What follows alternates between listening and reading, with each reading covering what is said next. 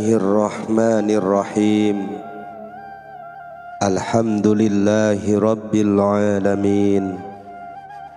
Assalatu wassalamu alaika ya sayyidi ya Rasulullah.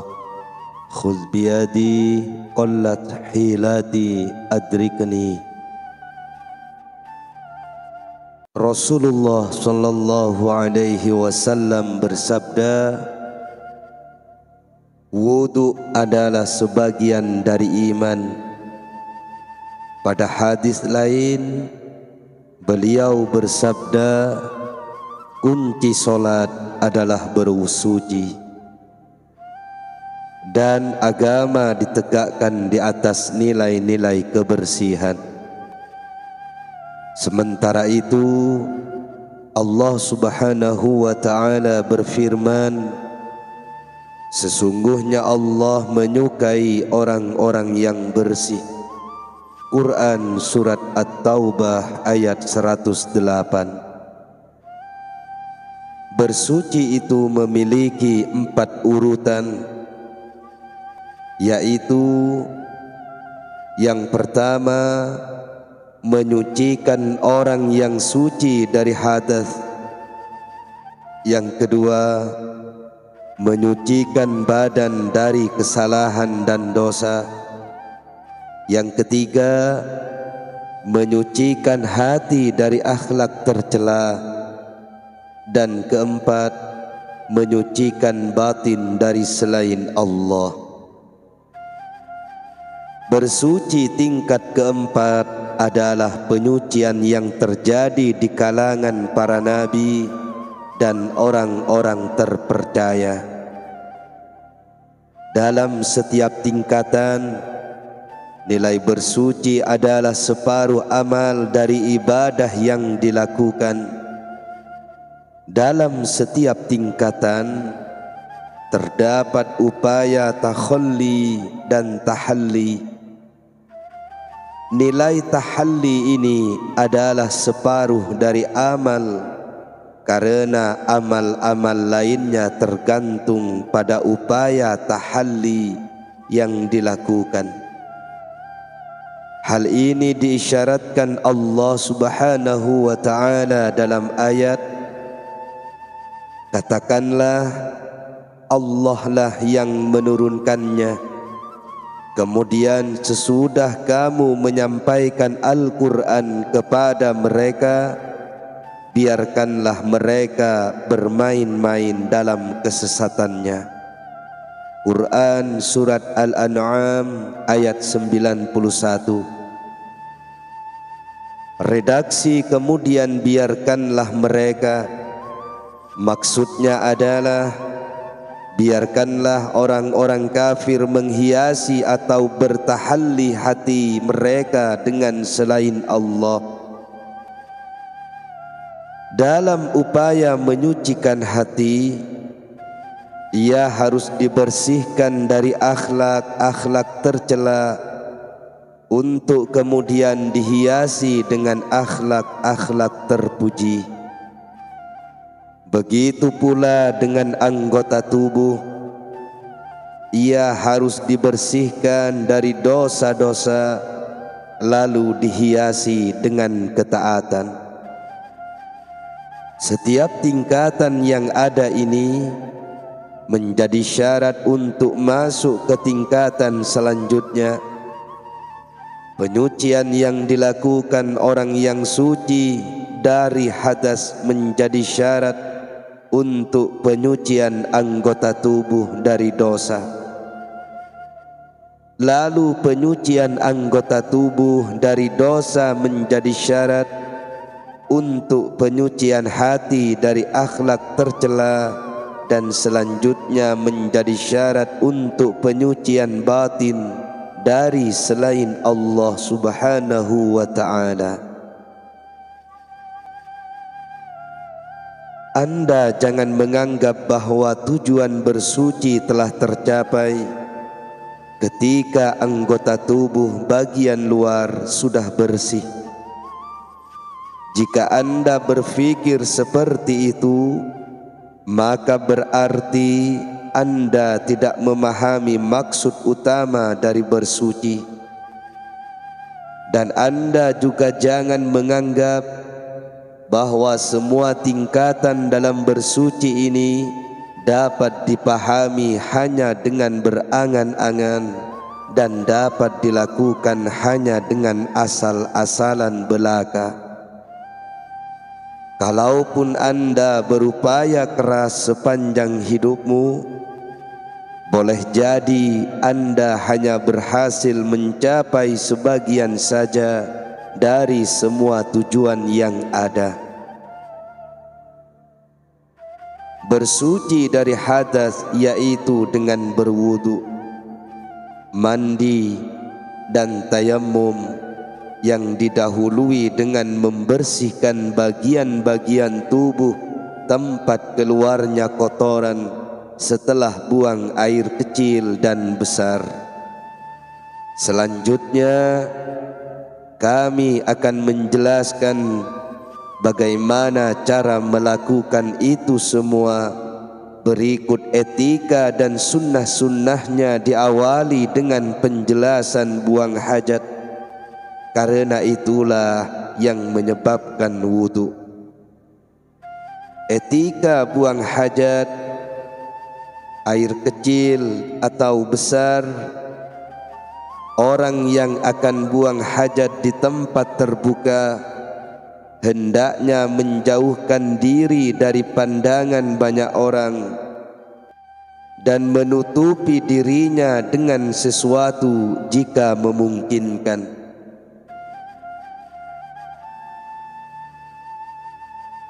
Kemudian jangan menyingkap auratnya sebelum sampai di tempat duduk dirinya buang hajat. Jangan menghadap kiblat dan jangan pula membelakanginya. Jangan menghadap ke arah matahari atau bulan, kecuali jika berada di dalam suatu ruangan atau toilet. Dan memang untuk buang air besar dan kecil dianjurkan di toilet. Jangan buang air kecil di air yang tenang atau tidak mengalir, di bawah pohon yang berbuah atau di atas batu. Hendaknya menghindari tempat-tempat yang keras dan tempat bertiupnya angin, supaya terhindar dari percikan air seni. Hendaknya mendahulukan kaki kiri ketika masuk dan mendahulukan kaki kanan saat keluar dari tempat buang air. Jangan buang air kecil sambil berdiri dan jangan pula di tempat cucian. Rasulullah sallallahu alaihi wasallam bersabda, kebanyakan was-was berasal dari tempat mencuci yang digunakan untuk buang air. Jangan membawa sesuatu yang bertuliskan nama Allah subhanahu wa ta'ala dan Rasulnya. Dan jangan masuk ke tempat buang air dengan kepala terbuka. Dan saat masuk hendaknya membaca doa dengan menyebut nama Allah. Aku berlindung kepadamu dari segala najis dan kotoran, yaitu syaitan yang terkutuk. Lalu saat keluar, bacalah Maha Suci Allah yang telah menghilangkan gangguan dariku dan membiarkan yang bermanfaat buatku. Bagi orang yang buang hajat bukan di toilet, bisa di tempat terbuka, juga harus menyebut nama Allah subhanahu wa ta'ala saat akan dan sesudah buang hajat. Bagi yang beristijmar, bersuci dengan batu, harus mempersiapkan bebatuan terlebih dahulu sebelum berjongkok. Hendaknya seseorang tidak mandi di toilet. Setelah kencing, hendaknya menunggu beberapa saat hingga air seni keluar semua dengan menarik-narik dan menyeka kulit bagian bawah kemaluan sehingga benar-benar bersih. Jika merasa was-was, maka percikkanlah air di atas celana. Dalam salah satu hadis, Rasulullah sallallahu alaihi wasallam bersabda, "Aku melakukan itu." Hadis riwayat An-Nasa'i. Maksudnya memercikkan air ke celana. Bagi yang beristijmar, jangan menyeka kemaluan dengan menggunakan kotoran hewan yang telah kering atau tulang. Berijtimarlah dengan 3 batu sebagaimana yang dilakukan Rasulullah sallallahu alaihi wasallam. Dalam bersuci dianjurkan untuk menggabungkan penggunaan air dan batu. Cara menggunakan batu adalah letakkan batu di bagian belakang, lalu gosokkan, tarik ke arah depan. Jika bisa sambil memutarnya, maka itu lebih baik. Dan bersucilah dengan jumlah batu yang ganjil. Rasulullah sallallahu alaihi wasallam tidak pernah terlihat keluar toilet kecuali beliau dalam keadaan berwudu. Beliau bersabda, "Orang yang selalu menjaga wudu hanyalah orang Islam." Hadis riwayat Ibnu Majah. Sebelum wudu, bersiwaklah atau menggosok gigi terlebih dahulu, sebab Nabi sallallahu alaihi wasallam bersabda, salat yang dikerjakan setelah bersiwak lebih utama daripada salat 75 kali tanpa bersiwak.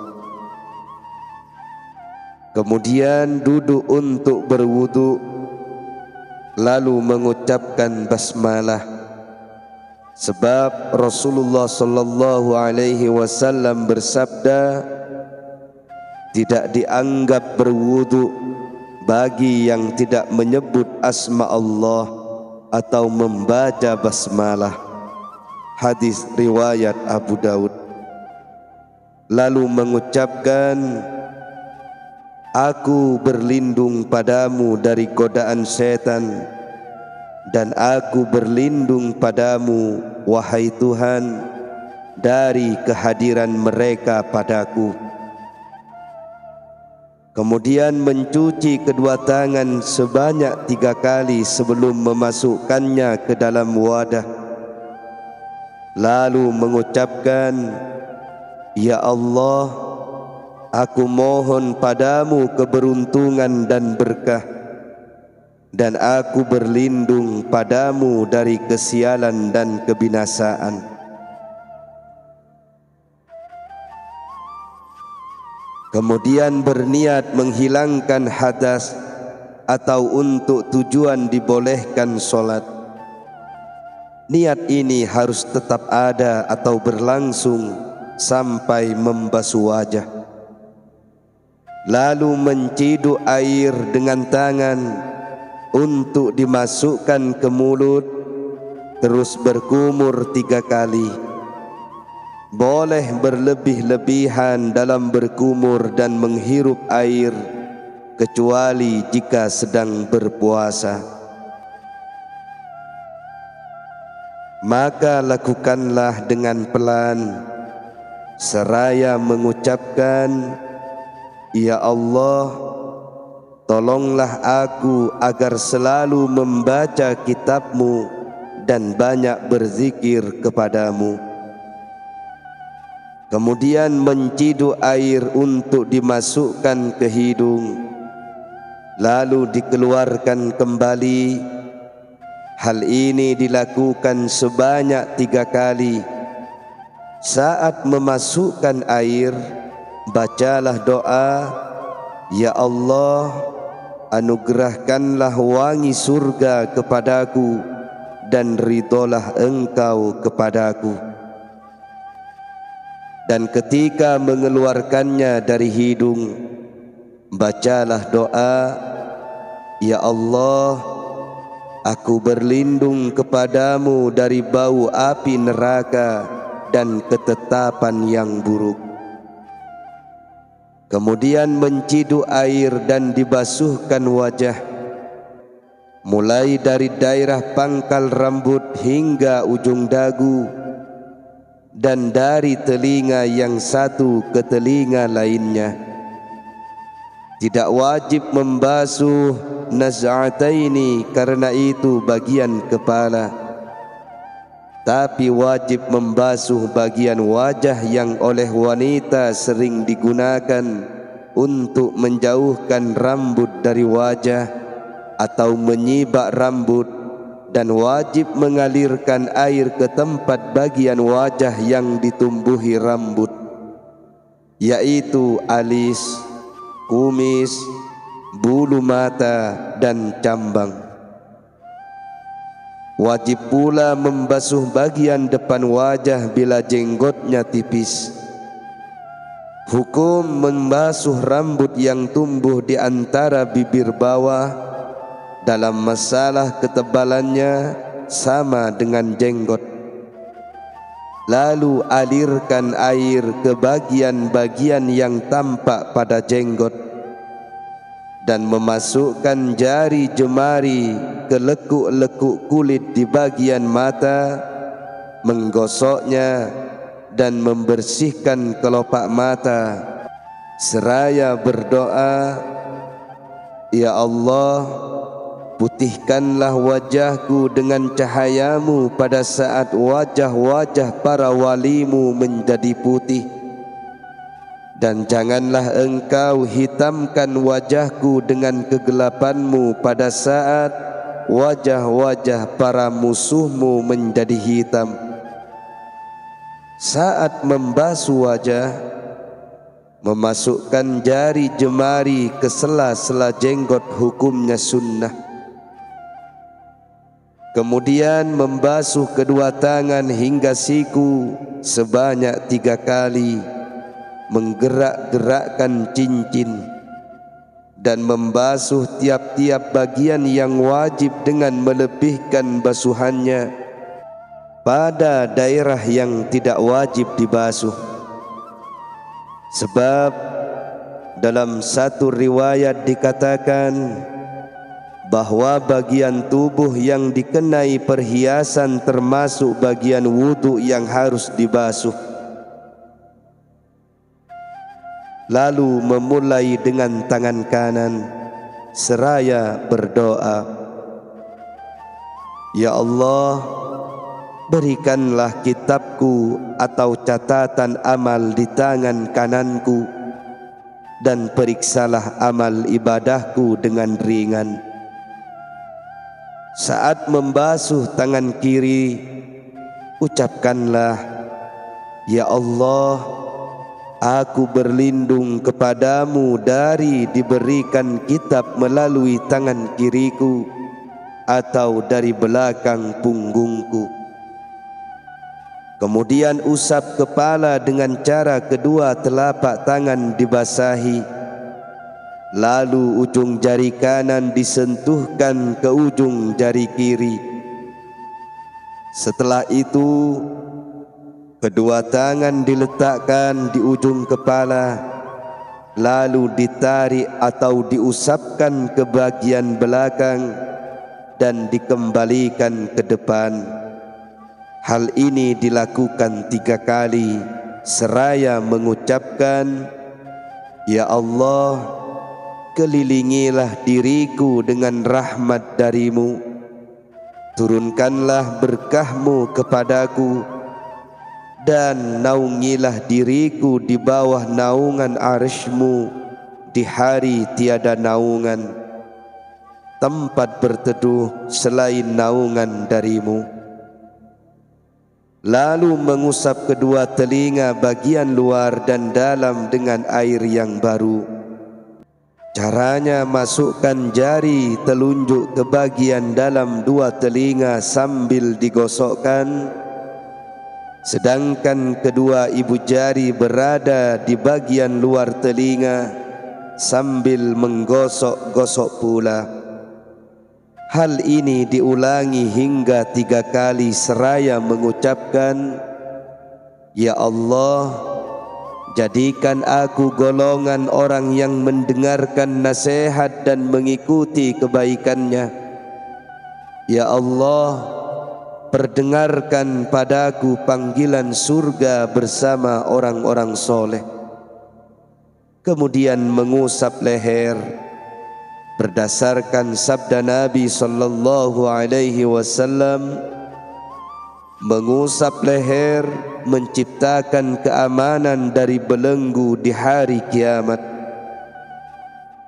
Lalu membaca, "Ya Allah, bebaskan leherku dari belenggu api neraka, dan aku berlindung kepadamu dari rantai dan belenggu." Kemudian basuh kaki sebelah kanan 3 kali dengan memasukkan atau menyelipkan jari kelingking tangan kiri ke celah-celah jari kaki sebelah kanan dari arah bawah. Dimulai dari jari kelingking kaki kanan dan berakhir pada jari kelingking kaki kiri. Saat membasuh kaki kanan, bacalah doa, "Ya Allah, kokohkanlah kakiku di atas sirat pada hari di mana kaki-kaki tergelincir ke dalam neraka." Saat membasuh kaki kiri membaca, "Ya Allah, aku berlindung kepadamu agar kakiku tidak tergelincir dari atas sirat pada hari di mana kaki-kaki kaum munafik tergelincir." Kedua kaki dibasuh hingga pertengahan betis. Setelah selesai membaca, "Aku bersaksi bahwa tiada Tuhan selain Allah. Dialah yang esa, tiada sekutu baginya. Dan aku bersaksi Muhammad adalah hamba dan Rasul-Nya. Maha suci Engkau, ya Allah, dan segala puji bagimu. Tiada Tuhan selain-Mu.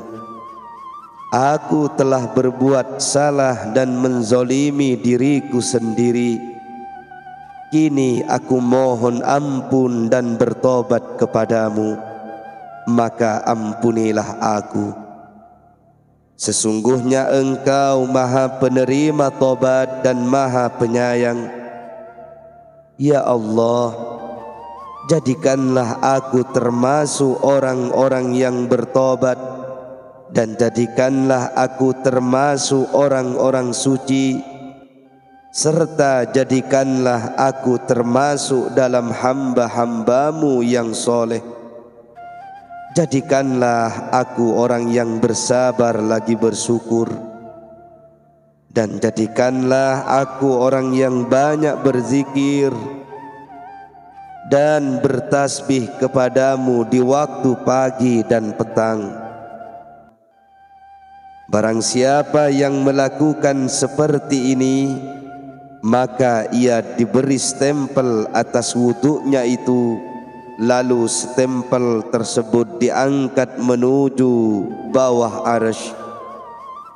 Allah Subhanahu wa ta'ala akan bertasbih dan menyucikan dirinya serta mencatat pahalanya hingga hari kiamat. hal-hal yang dimakruhkan dalam wudu: membasuh atau mengusap lebih dari 3 kali, boros air, mengibas dan memercikkan air, dan berbicara saat sedang berwudu. Sedangkan cara mandi: sebelum mandi hendaknya beristinja dan berwudu terlebih dahulu, sebagaimana yang telah disebutkan sebelumnya. Kemudian membasuh kaki, lalu menyiramkan air ke bagian tubuh sebelah kanan, lalu sebelah kiri sebanyak 3 kali. Setelah itu menggosok bagian depan dan belakang tubuh. Selanjutnya memasukkan jari-jari ke sela-sela rambut dan mengalirkan air ke tempat tumbuhnya rambut, baik yang tipis maupun yang tebal. Sebab di setiap bagian bawah tempat tumbuhnya rambut adalah jinabah, sehingga harus terkena air. Wanita tidak diharuskan melepas ikatan rambutnya kecuali bila ia tahu bahwa air tidak sampai ke sela-sela rambutnya. Hendaknya berusaha untuk tidak menyentuh zakar atau kemaluan karena dapat membatalkan wudu. Hendaknya pula membersihkan lekuk-lekuk badan dan berniat saat mulai mandi. Adapun hal yang diwajibkan saat berwudu adalah membasuh wajah, membasuh kedua tangan hingga siku, mengusap kepala, dan membasuh kedua kaki hingga mata kaki. Sedangkan berturut-turut dalam wudu tidak termasuk wajib wudu. Hal yang mewajibkan mandi ada 4, yaitu karena keluarnya mani, bertemunya 2 kemaluan atau bersetubuh, haid dan nifas. Adapun mandi karena selain hal di atas, hukumnya sunnah, seperti mandi saat akan menunaikan solat Jumat, solat Id, mengenakan pakaian ihram, wukuf di Arafah, masuk ke Muzdalifah, masuk kota Mekah, mandi pada hari tasyrik. Saat akan tawaf wada, menurut salah satu pendapat, mandi seorang kafir yang akan masuk Islam dan tidak dalam kondisi junub, mandinya orang gila yang telah sembuh, dan mandinya seseorang setelah memandikan mayit. Semua ini mandi sunnah. Kemudian tata cara bertayamum: barang siapa berhalangan menggunakan air dikarenakan tidak mendapatkannya meskipun telah berusaha mencarinya, atau karena terhalang untuk sampai ke sumber air disebabkan adanya binatang buas dan lainnya, atau ada air namun hanya cukup untuk minum dirinya atau temannya, atau air tersebut milik orang lain dan tidak diperjualbelikan kecuali dengan harga yang lebih tinggi dari biasanya, atau karena ia mengalami luka atau penyakit yang jika menggunakan air tersebut maka luka atau penyakitnya akan bertambah parah, maka ia harus bersabar sampai masuk waktu sholat. Jika waktu sholat telah masuk dan ia tidak dapat menggunakan air, disebabkan hal-hal di atas, maka ia boleh bertayamum. Saat akan tayamum, carilah tanah yang baik bercampur debu yang murni dan suci. Lalu tepukkan atau tempelkan kedua tangan ke debu hingga ujung jari-jari kanan dan kiri bertemu, dan berniat untuk dibolehkan menunaikan solat. Kemudian usapkan kedua tangan ke seluruh wajah sekali saja, karena lebar wajah tidak melebihi lebar kedua telapak tangan. Dalam hal ini tidak diharuskan menyusupkan debu ke sela-sela bagian wajah yang ditumbuhi rambut. Lalu lepaskan cincin dan tempelkan tangan ke tanah atau debu sekali lagi sambil merenggangkan jari jemarinya. Lalu letakkan punggung jari-jari tangan kanan ke telapak tangan kiri dalam posisi ujung jari dari satu sisi tidak melampaui ujung jari pada sisi lainnya. Lalu sapukan tangan kiri di atas lengan bagian luar tangan kanan hingga siku. Terus balikkan telapak tangan kiri di atas bagian dalam tangan kanan dan sapukan hingga ke pergelangan tangan. Lalu sapukan bagian dalam ibu jari yang kiri di atas punggung ibu jari kanan. Lakukan cara yang sama pada tangan kiri. Lalu usap kedua telapak tangan dan sela-sela jarinya.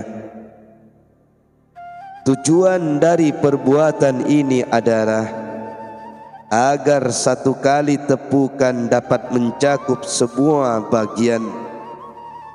Namun tidak mengapa mengusap dengan dua tepukan atau lebih jika satu tepukan saja tidak cukup. Orang yang bertayamum hanya dibolehkan melakukan satu solat fardu. Maksudnya satu tayamum hanya untuk satu solat fardu, namun bisa untuk beberapa macam solat sunnah.